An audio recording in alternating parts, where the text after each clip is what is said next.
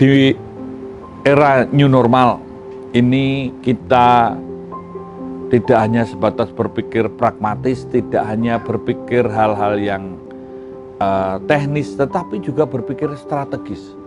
Bahkan kita memikirkan adanya paradigma baru.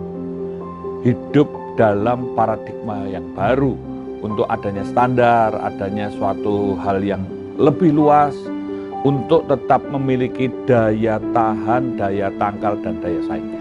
Nah, oleh sebab itu, ketika kita membahas tentang lalu lintas, apa itu lalu lintas? Tentu kita melihat tidak secara pragmatis sebagai gerak pindah, tetapi kita melihat bahwa lalu lintas ini sebagai urat nadi kehidupan. Nah, selain dari urat nadi kehidupan ini, ternyata lalu lintas mempunyai dampak dan efek yang luas terhadap suatu kedaulatan bangsa, negara, dan bahkan untuk memiliki daya tahan, daya tangkal, daya saing. Nah, ketahanan nasional ini pun juga dibangun dari adanya lalu lintas yang mampu menjadi urat nadi kehidupan. Artinya, suatu bangsa ini untuk berdaulat, untuk berdaya tahan, berdaya tangkal, dan berdaya saing memerlukan ada produktivitas. Adanya kemampuan untuk bertahan hidup, tumbuh, dan berkembang. Nah, produktivitas itu dilakukan atau memerlukan atau dengan lalu lintas. Sehingga disinilah diperlukan adanya lalu lintas yang aman, selamat, tertib, dan lancar. Nah, pertanyaannya, untuk apa? Karena di dalam proses produktivitas ketika terganggu, ketika tidak aman, ketika tidak selamat, ketika tidak lancar, ketika tidak tertib, tentu ini akan menjadi kontraproduktif dan sosial cost-nya mahal. Segala sesuatu yang menjadi masalah lalu lintas, sosial cost-nya mahal. Nah, pada konteks new normal, maka dengan pendekatan yang lebih luas, kita mengingat Indonesia negara kepulauan. Indonesia ini negara yang memerlukan adanya kesatuan persatuan. Ini yang menghubungkan adalah lalu lintas. Konteks menghubungkan ini merupakan satu rangkaian, satu kekuatan yang harus juga dimanage, dikelola, ditata. Bahkan kita perlu memikirkan bagaimana di era new normal ini mampu memberikan kepada publik pelayanan-pelayanan yang prima, pelayanan di bidang keamanan, pelayanan di bidang keselamatan, pelayanan di bidang hukum, pelayanan di bidang administrasi, pelayanan di bidang informasi, dan pelayanan-pelayanan kemanusiaan.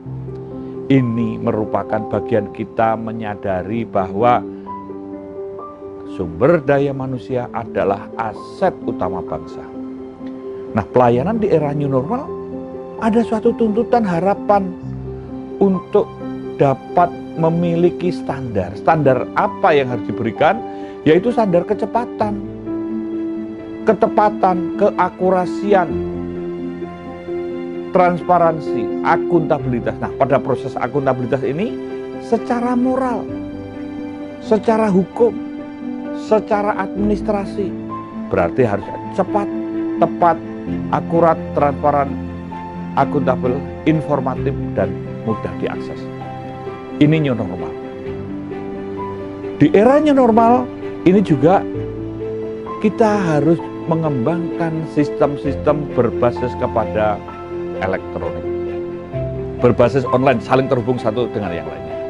Dan ini diperlukan adanya suatu pemikiran membangun back office sebagai operation room, sebagai command center, sebagai control room, dan ini juga sebagai call center.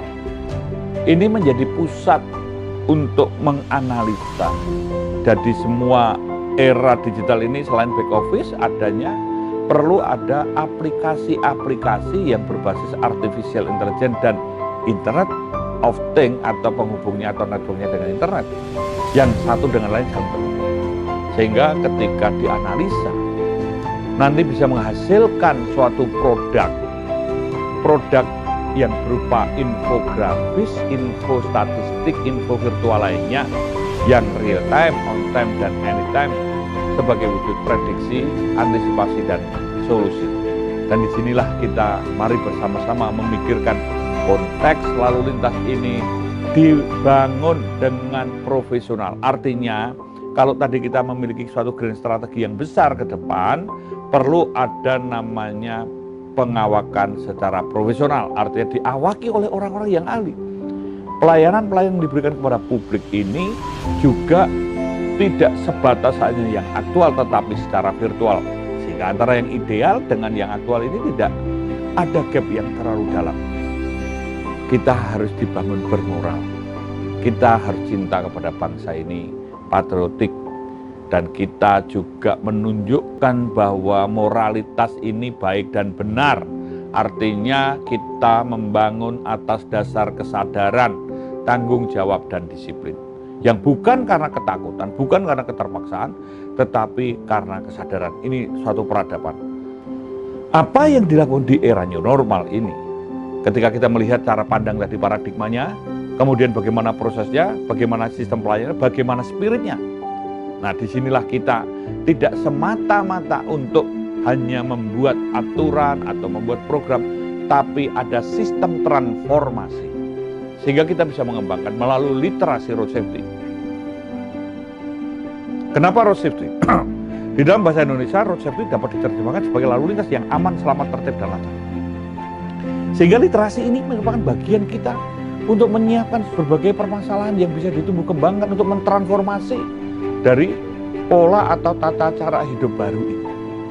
Yang kedua adalah bagaimana kita juga bisa meng-coach, menanamkan spirit. Kalau kita hanya mengandalkan training, mengandalkan pada pola edukasi, sangat terbatas.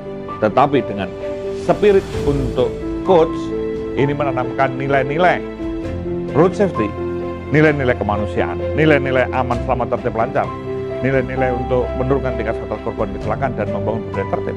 Ini bisa dilakukan secara online juga. Nah, disinilah kita semua membuka wadah, memulai terbuka kembali.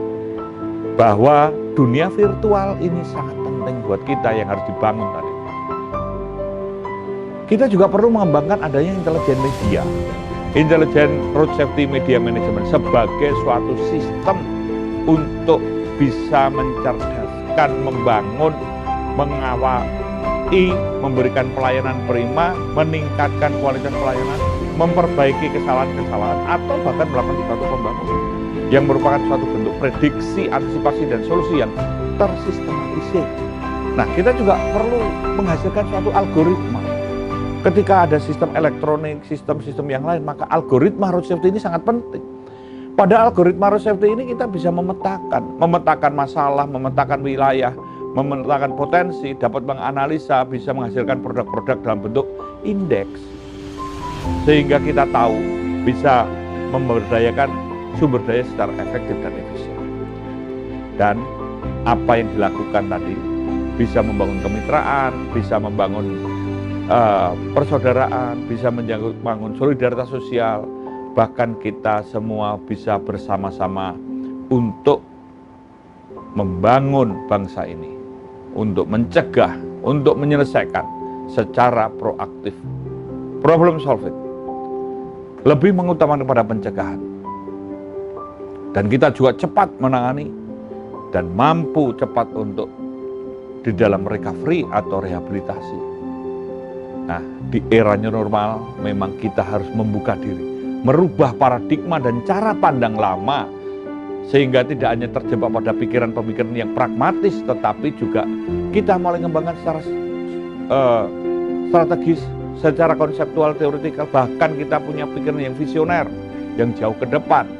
Karena kita semua harus mampu memperbaiki kesalahan di masa lalu dan kekurangan-kekurangannya. Atau kita bisa menumbuh kembangkan hal-hal yang positif yang sudah ada atau yang telah dilakukan. Dan kita tentu di era new normal dituntut untuk siap memenuhi tuntutan, harapan, tantangan, bahkan mengatasi macam ancaman di masa kini. Dan mampu menyiapkan masa depan yang lebih baik.